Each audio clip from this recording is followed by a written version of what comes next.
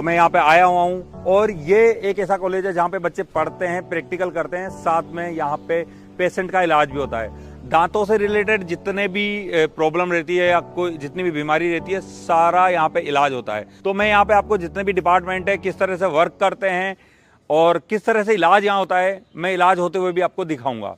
तो आइए मैं आपको डीपली आपको पूरी इंफॉर्मेशन यहाँ पे देता हूँ।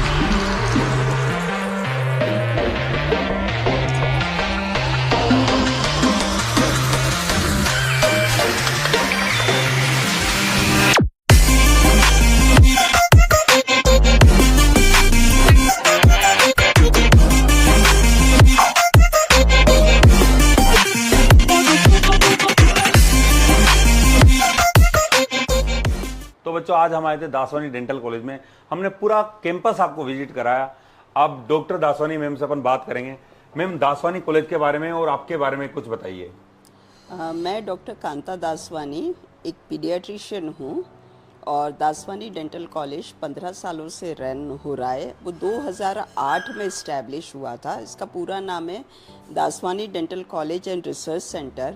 रिसर्च सेंटर इसलिए कि ये कॉलेज BDS, MDS और PhD तक है और 2015 से हम राजस्थान यूनिवर्सिटी से और डेंटल काउंसिल ऑफ इंडिया से मान्यता प्राप्त हैं और सक्सेसफुली कोटा सिटी में रन कर रहे हैं। अच्छा मैम, यहाँ पे जो बच्चे BDS करने आते हैं तो BDS की एलिजिबिलिटी क्राइटेरिया क्या होता है? देखो, BDS का मतलब बैचलर ऑफ डेंटल सर्जरी है और बैचलर ऑफ डेंटल सर्जरी करने के लिए जो एलिजिबिलिटी क्राइटेरिया है, आपने 11th और 12th बायो ग्रुप से किया हुआ है, आप B ग्रुप से मतलब बायोलॉजी ग्रुप से हैं और 12th में आपके फिजिक्स, केमिस्ट्री, बायोलॉजी मिला के 50% से ऊपर होना चाहिए। अगर आप जनरल कैटेगरी में हो, अगर आप अदर कैटेगरी में हो तो 40% होना चाहिए PCB में, जिसमें इंग्लिश काउंट नहीं किया जाता है। और नीट में आप क्वालिफाइड होना चाहिए। नीट क्वालिफाइड क्राइटेरिया हर साल अलग अलग होता है। जैसे इस साल नीट क्वालिफाइड क्राइटेरिया है कि जनरल के 164 मार्क्स होना चाहिए और अदर कैटेगरी के 129 मार्क्स होना चाहिए। तो जिनके भी 129 अदर कैटेगरी में हैं और 164 जनरल में हैं, इसके ऊपर वालों को पक्का श्योरली सीट अलॉट होगी। अच्छा मैम, BDS के अलावा आपके कॉलेज में कौन कौन से कोर्सेज और कराए जाते हैं? देखो, BDS के अलावा हमारे कॉलेज में मास्टर डिग्री का है और PhD का है जी। साथ में हम एक और कॉलेज रन कर रहे हैं, दासवानी नर्सिंग कॉलेज के नाम से रन कर रहे हैं।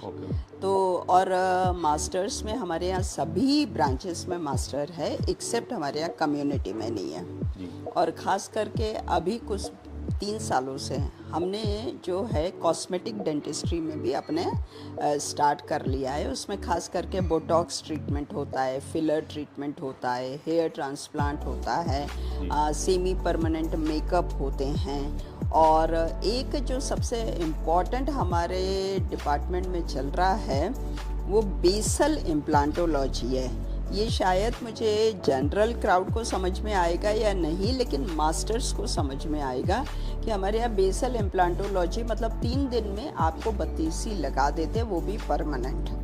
तो ये बहुत कम कॉलेजेस में चल रहा है और दासवानी उसमें से एक है और राजस्थान में इस चीज़ का काफ़ी अच्छे रिजल्ट्स भी आए हैं। अच्छा, BDS में आपने बताया कि 100 सीट है, नर्सिंग में कितनी सीट है मैम आपके यहाँ? हमारे पास नर्सिंग में 40 सीटें हैं और नर्सिंग कॉलेज भी हमारा राजस्थान यूनिवर्सिटी से एफिलिएटेड है और नर्सिंग काउंसिल से मान्यता प्राप्त है। अच्छा मैम, मैंने जब कॉलेज विजिट किया तो वहाँ बहुत सारे अचीवमेंट मुझे देखने को मिला। आपके यहाँ भी मैं देख रहा हूँ बहुत सारी ट्रॉफीज वगैरह रखी हुई है, तो कौन कौन से अचीवमेंट आपने अचीव किए हुए हैं मैम? सबसे जो इम्पोर्टेंट है, कॉलेज ने विगत वर्षों में 6 गोल्ड मेडल लिए हैं, जो दोनों BDS में भी लिए हैं और MDS में भी लिए हैं। और कॉलेज ने एक पूरे कोटा में carbon monoxide content in air और ख़ास करके जो अपनी ब्रीथ में कितनी कार्बन मोनोऑक्साइड आ रही है वो एक साथ पूरे कोटा में सर्वे किया था। उसके लिए लिम्का बुक्स ऑफ रिकॉर्ड्स में भी हमारा कॉलेज दर्ज हुआ था। और 6 गोल्ड मेडल तो हमने BDS और MDS मिला के लिए हैं, क्योंकि राजस्थान में गोल्ड मेडल तो एक ही स्टूडेंट को मिलेगा, जी। पूरे राजस्थान में, मतलब पूरे यूनिवर्सिटी के पूरे एग्ज़ाम्स में एक ही को मिलेगा, और हम 6 बार ये ले चुके हैं। और कॉलेज समय समय पे अपने जैसे कैंप्स करवाता रहता है, समय समय पे अपने रिसर्च वो पेपर पब्लिश कराता ही रहता है।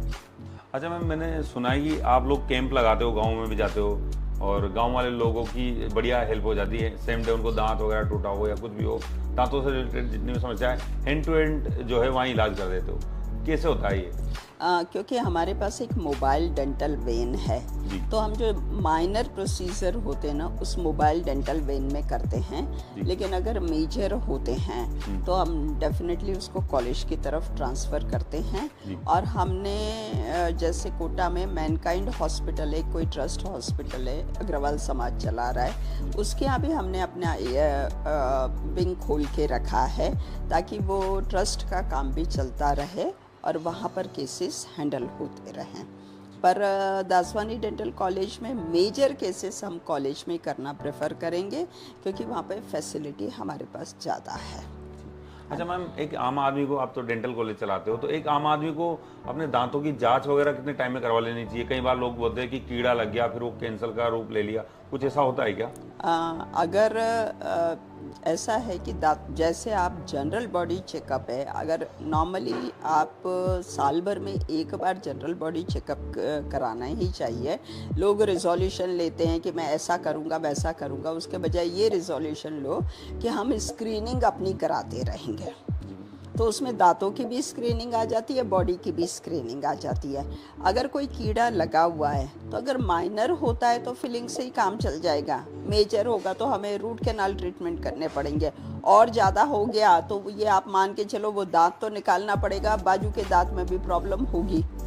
तो इसलिए जितना जल्दी डेंटल में अपना अप्रोच रहेगा उतना बेस्ट रिजल्ट आएगा। और आजकल ऐसा है कि डेंटल बहुत एडवांस हो गया है, आपका परमानेंट ट्रीटमेंट किसी भी स्टेज पे वो कर सकते हैं। और बात आपने कैंसर की पूछी, तो कैंसर का जो कारण मुख्यतः है वो हैबिट फॉर्मिंग एजेंट लेना है। खास करके इंडिया में जो गुटखा इतना हो रहा है, इसके लिए हमने CMHO ऑफिस के साथ जगह जगह हमने कैंप लगाए और जगह जगह हमने रैलियां निकाली कि नो टू गुटखा। वो ही कारण है, स्मोकिंग और गुटखा ही कारण है कैंसर का, और कोई चीज़ का से नहीं होता। अच्छा कांता मैम, जब मैं बच्चों से मिला तो मैंने वहाँ देखा वो राजस्थान के बच्चे थे, कोई महाराष्ट्र से था, कोई कहीं कहीं से था, तो राजस्थान के बाहर के बच्चे भी यहाँ पे आ रहे हैं, ऐसा क्यों मैम? एक्चुअली जो स्टेट में वैसे तो 2 टाइप की सीट्स होती है, कुछ सीट्स स्टेट सीट होती है और कुछ सीटें ऑल इंडिया सीट्स होती है। और राजस्थान में अट्रैक्शन का जो रीज़न है ना, पहली चीज़ कि यहाँ पर जो है ना एटमॉस्फेयर बहुत मतलब डिसिप्लिन्ड एटमॉस्फेयर है जी। और दूसरा जो राजस्थान के कॉलेजेस हैं, जैसे हम लोग गवर्नमेंट कॉलेजेस में, गवर्नमेंट यूनिवर्सिटी में हैं, तो गवर्नमेंट यूनिवर्सिटी के कारण क्या एक्स्ट्रा एक्सपेंडिचर नहीं होते हैं, जो कि नॉर्मली डीम्ड यूनिवर्सिटी में बहुत ज़्यादा एक्स्ट्रा एक्सपेंडिचर होते हैं। आपको डिग्री भी डीम्ड की मिलती है, यहाँ पर आपको डिग्री भी गवर्नमेंट की मिल रही है और एक्सपेंडिचर भी कम मिल रहे हैं।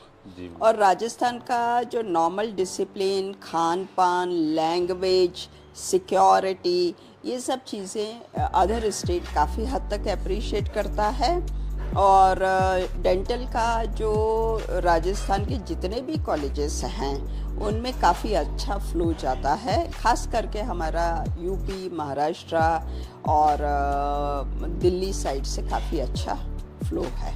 जी, तो बच्चा यहाँ पे जल्दी इस इन्वायरमेंट को अडॉप्ट कर लेता है और फेमिलियर हो जाता है। फेमिलियर हो जाता है, क्योंकि ना तो आपको लैंग्वेज का इशू आ रहा है, ना आपको फूडिंग का इशू आ रहा है। और सबसे जो इम्पोर्टेंट चीज़ है कि स्पेशली कोटा में हम एक ही कॉलेज हैं, तो यहाँ पर पेशेंट फ्लो बहुत ज़्यादा हो जाता है। हम हाड़ौती क्षेत्र पे अकेले हैं, तो इतना पेशेंट फ्लो है तो बच्चा अपने आप अट्रैक्ट होता है, खास करके पोस्ट ग्रेजुएशन में।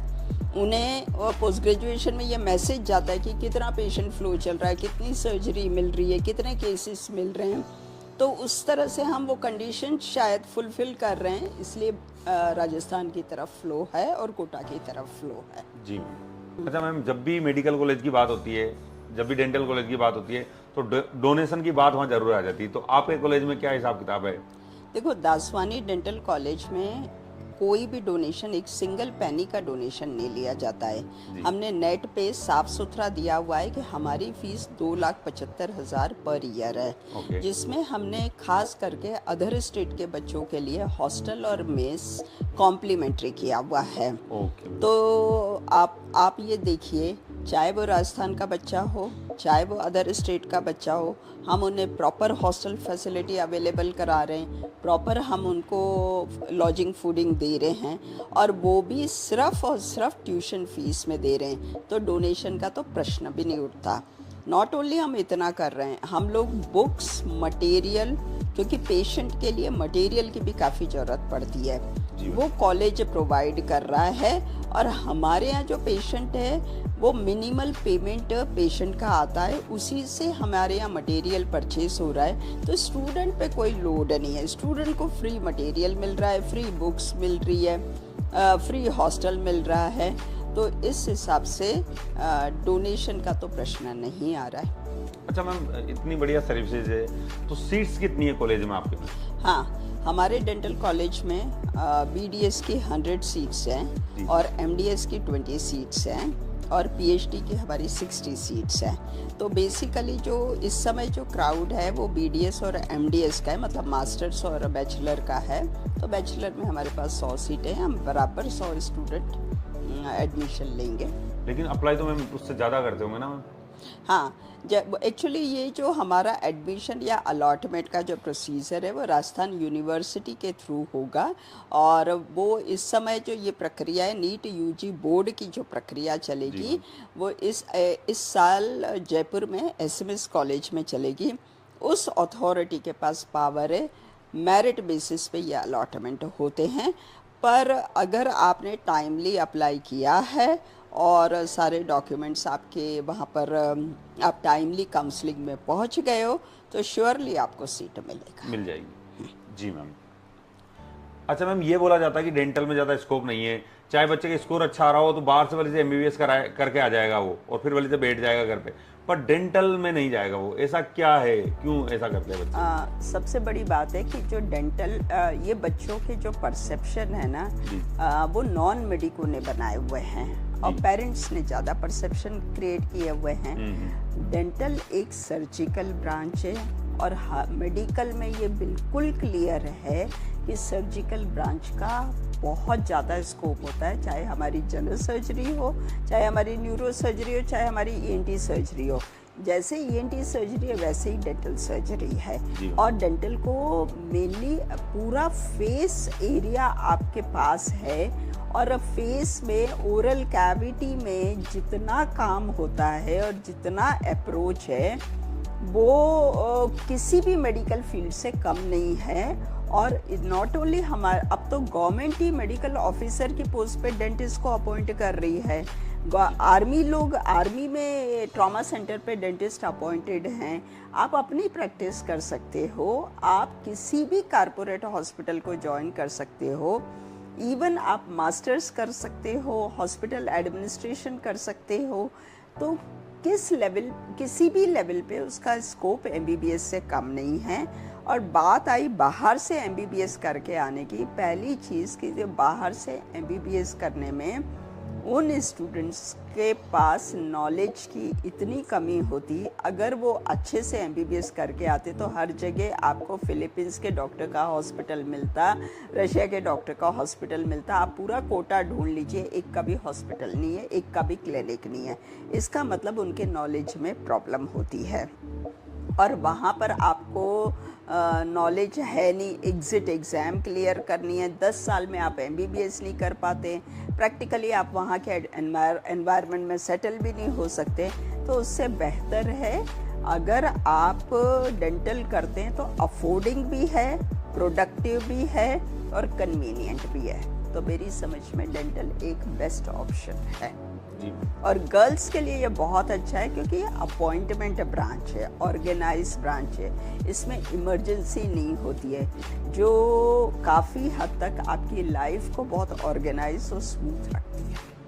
जी मैम, एक बार क्वेश्चन रिपीट कर रहा हूँ क्योंकि क्वेश्चन में अटक गया था थोड़ा सा। वर्क लेते हैं। अच्छा मैम, ये कहा जाता है कि डेंटल में ज़्यादा स्कोप नहीं है, चाहे बच्चा इंडिया के बाहर जाके 40-50 लाख रुपए खर्च करके MBBS करके आ जाएगा, लेकिन यहाँ डेंटल से BDS नहीं करेगा बच्चा, ऐसा क्यों? ये सही था ना। हाँ हाँ, अब इसको कट करा के। अच्छा मैम, मैंने जब कॉलेज विजिट किया ना, तो आपका जो स्टूडेंट था ना, वो बड़ा संतुष्ट था, बड़ा हंसमुख था, जोली स्वभाव का था, मतलब 100% सेटिस्फाइड है वो आपके यहाँ पे। तो मतलब आप ये मैनेज कैसे कर पाते हो कि बच्चों को खुश कैसे रखना है? मतलब उसका रीज़न ये रहता है कि बच्चा स्टूडेंट कैसे सेटिस्फाइड होता है। एक तो आप एकेडमिक्स पे बहुत ध्यान दो, जी मैम। दूसरा आप उसका एक्सपोजर बढ़ाते चलो, और तीसरा कहीं भी बच्चा अपना घर छोड़ता है, उसको एडजस्टमेंट में टाइम लगता है, उसको छोटी छोटी टीथिंग प्रॉब्लम आती है, उस समय हम उसके डायरेक्ट कम्युनिकेशन में होते, चाहे प्रॉब्लम छोटी हो या बड़ी हो, वो हमसे डायरेक्टली शेयर कर सकता है, डिस्कस कर सकता है, और ख़ास करके हमारे साथ हमारे स्टाफ से भी वो शेयर कर सकता है। तो प्रॉब्लम उसी समय सॉल्व हो जाती है, और वो कभी भी ऐसा नहीं है कैरी ऑन नहीं होती। तो बच्चे आपको कॉल करते हैं और उसकी समस्या का समाधान हो जाता है। और हमारे व्हाट्सएप ग्रुप बने हुए रहते हैं, बच्चा अपने प्रॉब्लम व्हाट्सएप पे डाल सकता है, उसको उसी समय जवाब मिल जाता है, या वो कॉल करके हमसे पूछता है, उस समय जवाब। और जो एक अच्छी चीज़ है हमारे यहाँ गर्ल्स के लिए, ऐसा नहीं है कि गर्ल्स को आज अभी इच्छा हुई कहीं जाना है और उठ के चली गई। हम लोग कुछ वो करते हैं कि पहले बच्चा अपने पेरेंट्स को इन्फॉर्म करे, पेरेंट्स हमसे बात करते हैं, हम पेरेंट्स से परमिशन लेते हैं, तभी बच्चा चाहे बैंक जाना है, चाहे बाहर जाना है, या मॉल जाना है, या तो वो विदाउट परमिशन कैंपस के बाहर नहीं जाता है, वो विथ परमिशन, क्योंकि उनके स्पेशली कार्ड्स बने हुए हैं और वो कार्ड्स पे एंट्री होती है। इसलिए बच्चों के पेरेंट्स अगर परमिशन देते हैं तो बच्चा बाहर जा सकता है या घर जा सकता है, ऐसे बच्चा बाहर नहीं जाता है। तो इस तरह से क्या है कि डिसिप्लिन भी बना रहता है और बच्चा भी सिक्योर रहता है। तो बच्चों, ये कुछ बातचीत थी डॉक्टर कांता दासवानी मैम के साथ, जिन्होंने बहुत अच्छी अच्छी बातें आप लोगों को बताई, और बहुत कुछ आप लोगों को सपोर्ट मिलेगा काउंसलिंग के लिए और आपको कॉलेज सिलेक्शन के लिए। तो थैंक यू सो मच। इस वीडियो को यहीं एंड करते हैं और मिलते हैं किसी नेक्स्ट वीडियो में।